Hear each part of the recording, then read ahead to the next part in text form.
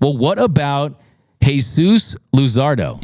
And a lot of you guys have been asking me about him the last couple of days. And before we get into that, do you need to go and get a left-handed pitcher? Because Julio Urias, he's gone. Clayton Kershaw, he's absolutely, at the very least, gone until the end of next summer. They still have to even sign him to have him back.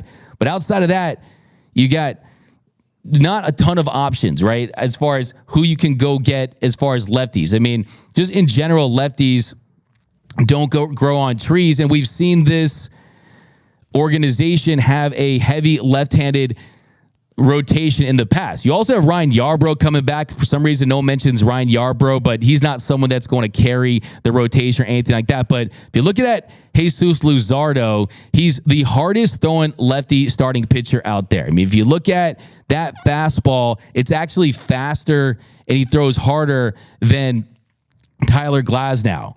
So from that standpoint, just imagine that power rotation where you got Glasnow. He can pump it up to 100. Bobby Miller, pump it up to 100. You got Ohtani in 2025. He can absolutely hit triple digits. You got Emmett Sheehan. People still say, even though he doesn't hit the same velocity as Miller, that it's the best, most explosive four-seamer in the organization. And then if you were to add a Jesus Luzardo, his fastball run value is at 15. It's in the 95th percentile. His four-seam average is 96.7 miles per hour. That's in the 90th percentile. If you look at the chase percentage, 77 percentile, whiff percentage, 86 percentile, strikeout rate, 82nd percentile. What he does elite is he misses bats, he punches guys out, he has high velocity. The expected ERA isn't fantastic. The walk rate, above average. What he does, if you want to poke a negative, spot the pimple on a model, you would point out the barrel percentage, hard hit percentage, and ground ball percentage are all below average. So those are kind of the pros and cons.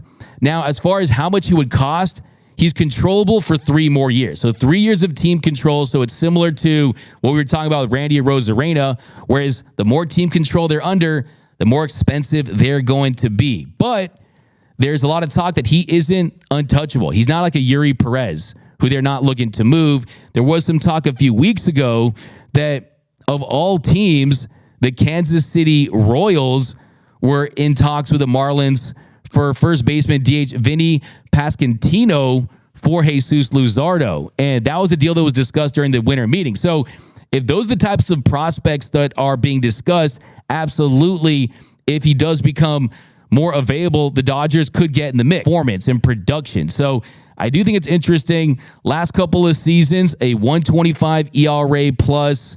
This is someone who, if you're going to point out another con, has had a little bit of durability issues. He's coming off a year where he had a career high in starts, 32, 178 and 2/3 innings. And you look at that four-seam fastball usage, it has gone up from 29.3%, 22 to 46% last season. So bottom line with him is I love the fact that he's got electric stuff. A lot of lefties, we can see them be a little crafty at times, right? Julio Urias didn't have the most explosive fastballs, about inducing soft contact. For him, he strikes out a ton, throws hard, and I absolutely would like to see the Dodgers pursue him as a possible trade piece. And I absolutely love the idea. Let me know down below in the comment section, what are your thoughts? And then in our next segment, we're going to talk about Mr. Shane Bieber. But Luzardo, I'm telling you, this guy's got gas. As far as prospect capital, though, you're going to have to part ways. I mean, we're talking a Miguel Vargas, a Cartaya, a Bush, a Frasso.